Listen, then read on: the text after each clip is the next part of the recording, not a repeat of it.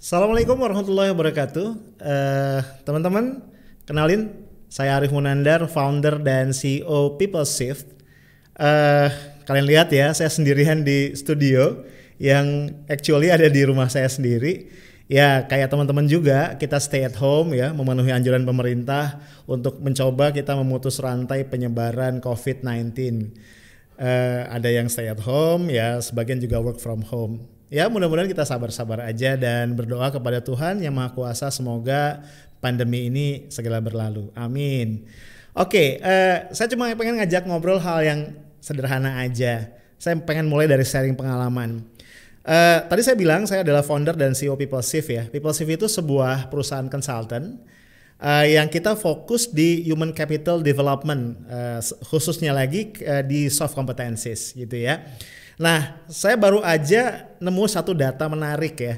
Ternyata 9 dari 10 klien ya atau calon klien katakan begitu yang mengontak kita itu minta trainingnya apa coba? Leadership. Jadi saya mikir-mikir jangan-jangan nih di benak kebanyakan orang ya, leadership itu kayak apa? Semacam obat sakit kepala gitu ya. Tahu kan yang huruf depannya P itu? Sorry, saya nggak sebutin lengkap ya, soalnya bukan sponsor nih. Obat sakit kepala yang ketika kita sakit kepala, apapun penyebabnya kita minum dan ekspektasinya apa? Within 10-15 minutes sakit kepalanya gone gitu kan, sembuh dan iklannya jadi apa? Talk chair gitu ya. Nah, mungkin ada benernya karena memang yang namanya leader itu ternyata adalah motor penggerak dalam sebuah organisasi. Jadi seringkali kualitas satu organisasi khususnya dalam pencapaian target, pencapaian goals begitu, itu dikaitkan langsung atau tidak langsung dengan kualitas leader, iya kan? Bener gak sih? Ya buat kalian yang masih aktif di kampus misalnya gitu ya, kan salah satu organisasi yang paling populer misalnya BEM ya, BEM Badan Eksekutif Mahasiswa. Ada tuh tahun-tahun di mana BEM-nya itu begitu populer dan biasanya popularitas dari satu kepengurusan BEM itu kaitannya langsung sama siapa ketua BEM-nya kan gitu kan ya. Atau untuk kalian yang udah kerja gitu loh. Coba kita lihat misalnya kita kan sekarang akrab banget sama dunia startup atau tech company ya. Di Indonesia kita kenal ada beberapa yang sudah masuk kategori unicorn. Coba deh kita lihat, biasanya perusahaan-perusahaan unicorn itu identik banget sama foundernya atau sama top leadernya. Salah satu mungkin yang paling top of mind itu yang sekarang jadi Pak Mendikbud gitu ya, Mas Nadiem misalnya gitu.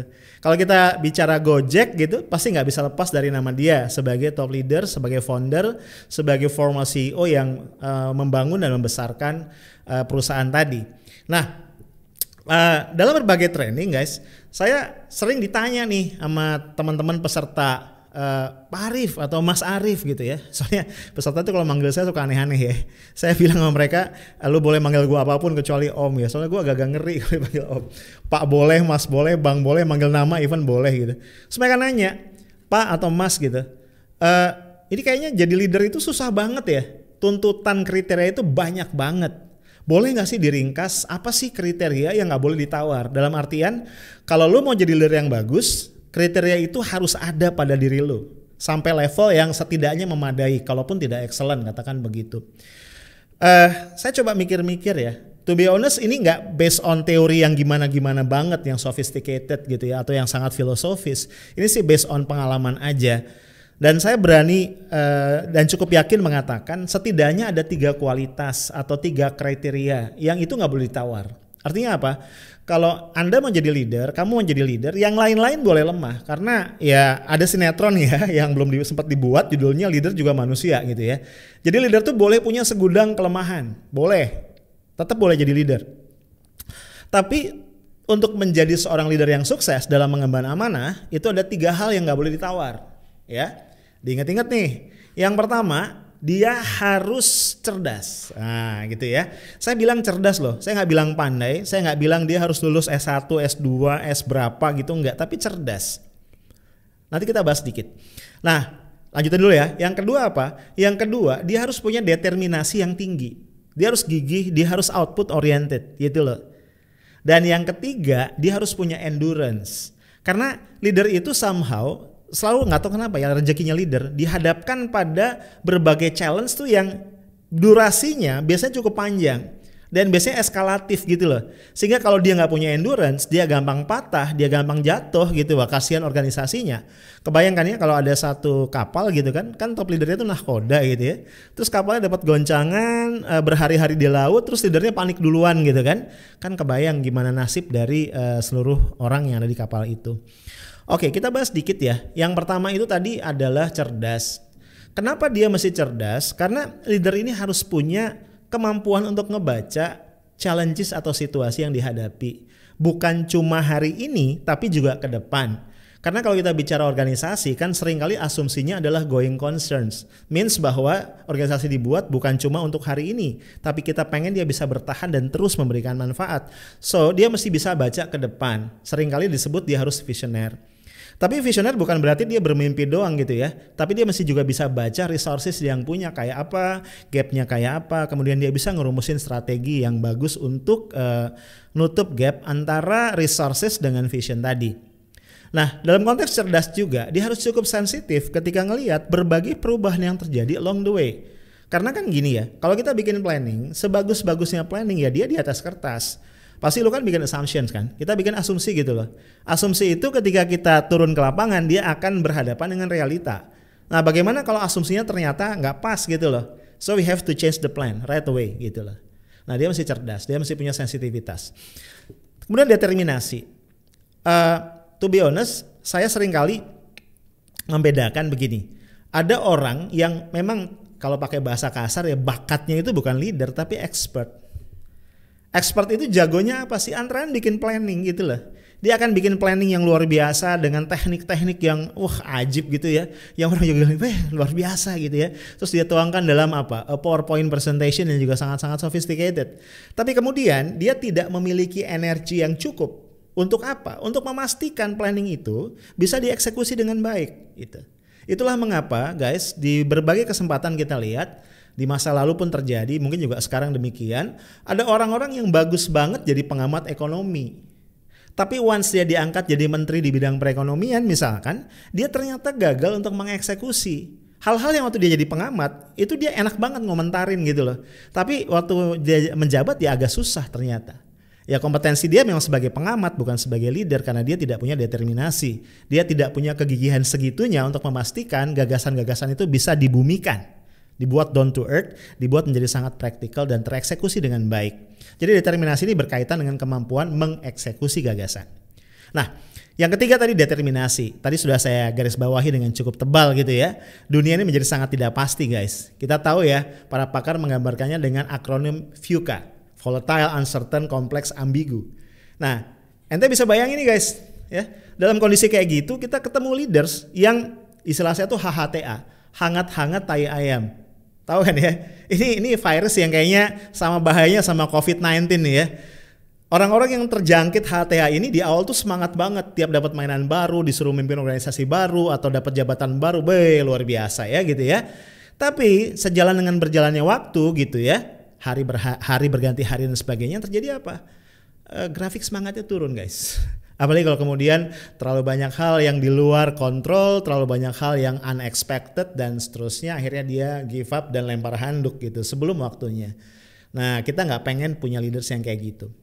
Nah guys, satu hal yang perlu kita ingat, kualitas leadership dari seseorang atau sekelompok orang, ya kenapa saya bilang sekelompok? Karena kadang-kadang kalau kita menilai kualitas leadership itu perlu sekelompok orang ya. Misalnya kalau di perusahaan itu ada C-levels gitu kan ya, board of directors, itu kita nilai sebagai sebuah kelompok. Nah, kualitas leadership dari seorang atau sekelompok orang itu guys, seringkali baru bisa kelihatan jelas, clear gitu ya, itu justru dalam situasi krisis.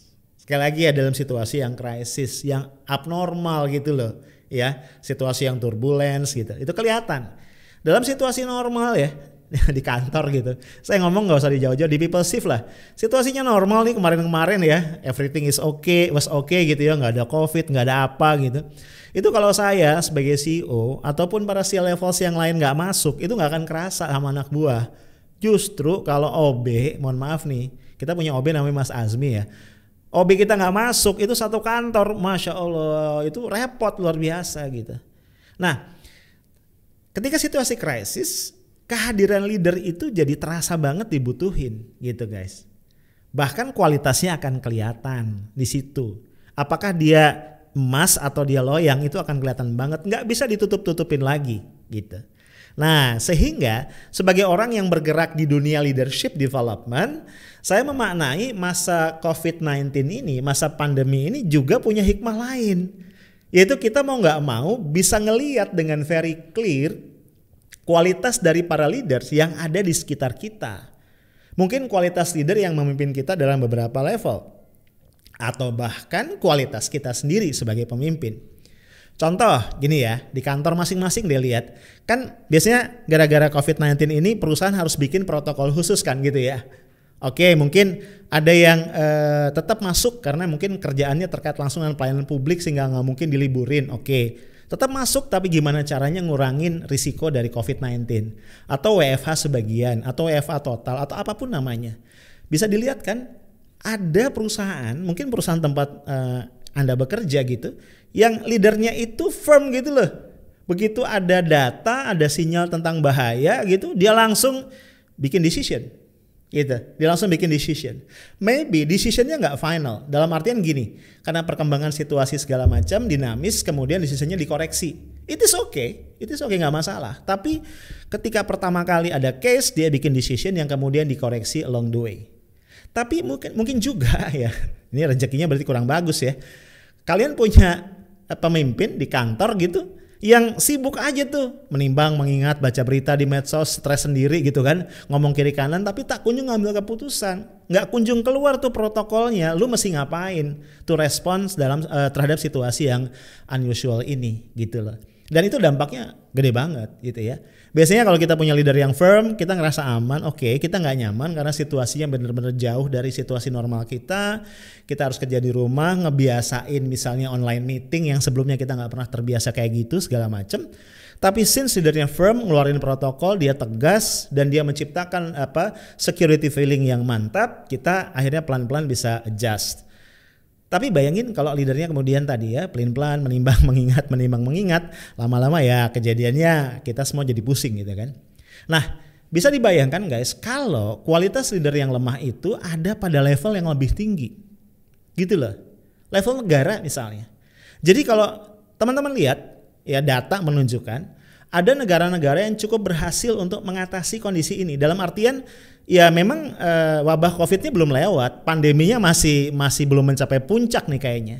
Tapi negara-negara ini relatif lebih lebih aman, lebih firm, rakyatnya lebih patuh gitu ya, lebih jelas mesti ngapain, dan bisa dilihat akhirnya tingkat penyebarannya atau kecepatan penyebarannya bisa direm sedemikian rupa, dan yang paling penting fatality rate-nya itu bisa ditekan rendah banget gitu ya. Negara-negara yang sebenarnya nggak kaya gitu ya, yang fasilitas kesehatannya juga nggak bagus-bagus amat kayak Vietnam misalnya, itu bisa sampai hari ini fatality rate-nya tuh almost zero loh guys. Nah, sementara ada negara-negara yang segitu nggak siapnya dan kemudian kaget-kaget. Anda bayangin, yang kayak gitu tuh justru negara-negara yang tergolong negara maju di Eropa dan Amerika Utara. Sebut aja misalnya ada Spanyol, ada Italia, kemudian ada Ada Amerika Serikat bahkan guys. Ya, saya nggak tega aja sih nyebut Indonesia ada di mana ya, you know lah. Nah, artinya di sini ini adalah saatnya kita bercermin. Kita ngelihat bukan sekedar pemimpin kita seperti apa, tapi mari kita melihat kualitas kepemimpinan kita seperti apa. Nah, nanti di kesempatan lain saya pengen banget ngajak ngobrol tentang ini. Gimana corona bisa ngasih cermin kepada kita tentang self leadership kita masing-masing. Oke, mungkin segitu dulu ya, karena saya tahu kalian masih lanjut dengan work from home dengan target-target yang saya yakin juga tetap gila dan harus dicapai. Itu aja dari saya. Stay smart, tough, and professional. Assalamualaikum warahmatullahi wabarakatuh.